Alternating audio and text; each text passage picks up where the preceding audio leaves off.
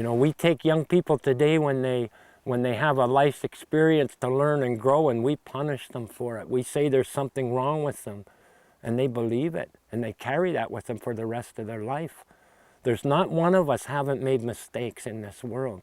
Not one. If we had the whole world as an audience and we said, raise your hand if you haven't made a mistake, nobody's going to do that.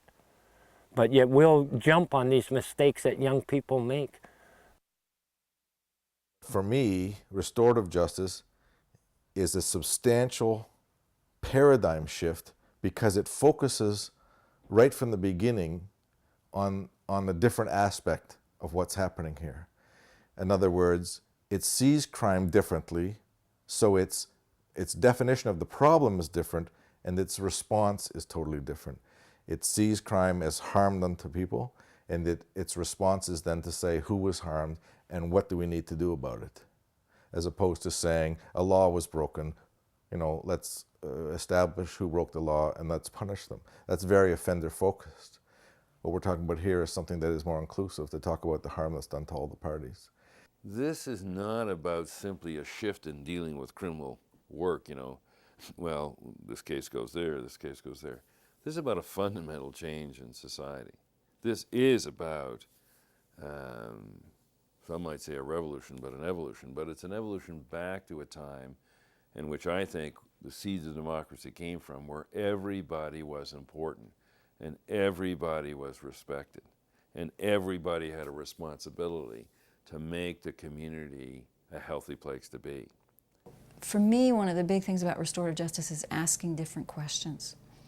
The question of what does it mean to heal from a serious violent offense? What does it mean for a community to heal from the trauma of war and refugee status? You know, we have huge disruptions in immigrant communities that are coming from war-torn countries and who have experienced things that are unthinkable to us. And some of that unresolved trauma ends up in our criminal justice system. What does it mean to think about healing from severe child abuse when someone is in their teens? I think that we are just at the very, very beginnings of even thinking about what the questions are that would help us be healthier as communities, much less answering them. I think that everyone who works in the field of corrections should have some idea of victimology, the study of victims. That when people work in corrections, they get criminology.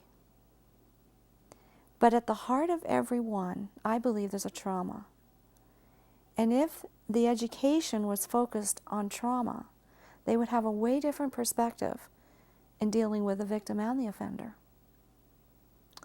And I mean, the folks that we see, both offenders and victims, aren't just one trauma. Most people are layers and layers and layers of trauma from the time they were little, and it never stopped. There's a huge gap between what would be a healthy response to trauma and what our typical societal response to it has been.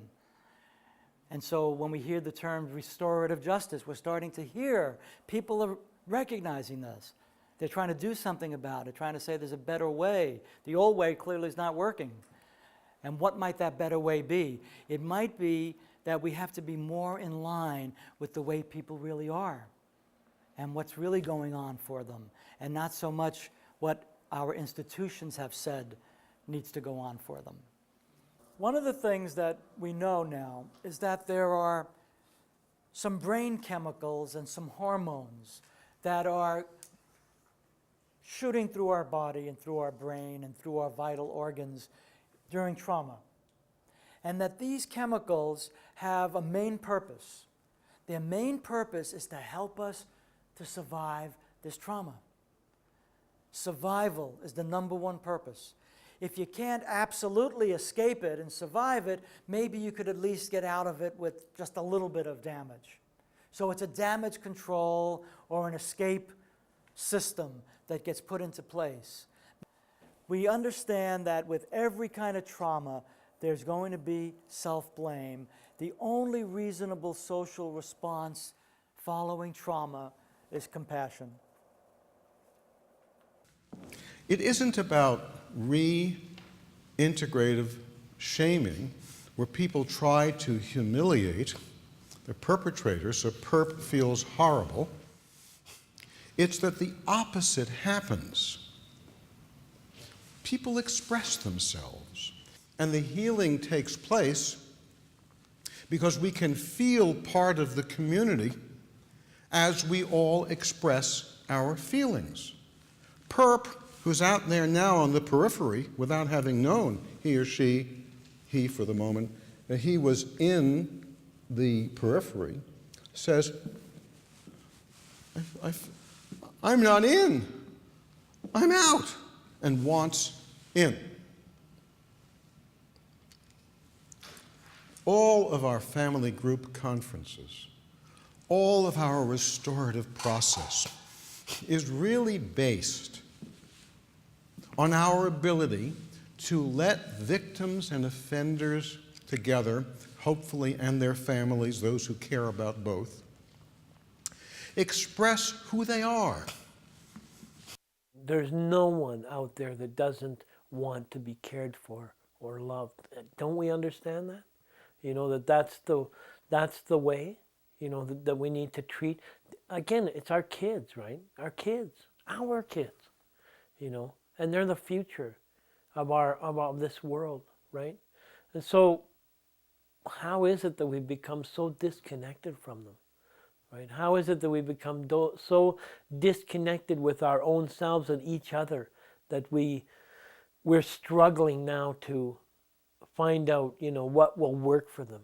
You know, when you ask the questions of, is this going to change things, or is this, you know, restorative stuff, whatever it might be, I say, is there room for kindness in there? Is there room to show somebody that we really care? That's going to make the difference. That's the ingredient we've been missing. So that's a challenge to everybody.